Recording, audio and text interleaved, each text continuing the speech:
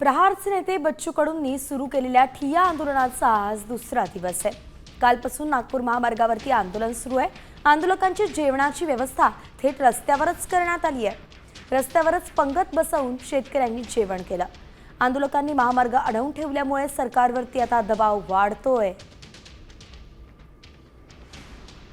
तर याचा आढावा घेतलाय आमचे प्रतिनिधी चेतन व्यास यांनी।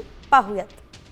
शेतकऱ्यांच्या कर्जमाफीसह विविध मागण्यांसाठी बच्चू कडूंचं आंदोलन सुरू आहे। कालपासून या महामार्गावर बच्चू कडूंच्या आंदोलकांनी ठिय्या मांडलेला आहे। मात्र या आंदोलकांकरता बच्चू कडूच्या समर्थकांनी त्यांच्याकडून जेवणाची व्यवस्था करण्यात आली आहे। आपण पाहू शकतो याच रस्त्यावर बसून आंदोलक जेवण करताना दिसत आहेत। सकाळपासून आंदोलनामध्ये मोठ्या संख्येत गर्दी वाढलेली आहे आणि आंदोलकांची गैरसोय होऊ नये, त्यांची जेवणाची व्यवस्था व्हावी याकरता काही सामाजिक संस्था आणि बच्चू कडू मित्र परिवार यांच्यातर्फे ही व्यवस्था करण्यात आलेली आहे। बाजूला पाणीचा टँकर आहे, तिथे नागरिक पाणी पित आहे आणि याच ठिकाणी आंदोलनात सहभागी होत आहे। हाच तो उडानपूल आहे। या उडानपुलाच्या खाली बच्चू कडू बसून आहे आणि काल पासून हा महामार्ग पूर्णपणे बंद आहे। सकाळी 11 वाजेपर्यंत बच्चू कडूंनी सरकारला आश्वासन दिलं होतं की 12 वाजेपर्यंत तुम्ही मागण्या मान्य नाही केल्या तर आम्ही नंतर रेल रोको करू। यामुळे 12 वाजल्यानंतर हा आंदोलन कोणत्या दिशेने वळते हा आता पाहावा लागणार आहे।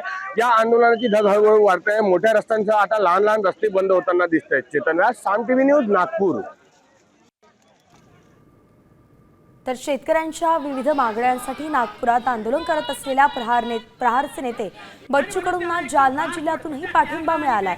त्यांच्या आंदोलनाच्या समर्थनार्थ जालन्यातील शेतकऱ्यांनी आज मंठा रोडवरील चितळी पुतळी पाट्यावरती रास्ता रोको केला। बच्चू कडू हे शेतकऱ्यांच्या मागण्यांसाठी आक्रमक झालेत। आता त्यांच्या समर्थनार्थ राज्यातील इतर शेतकरीही सक्रिय झालेत।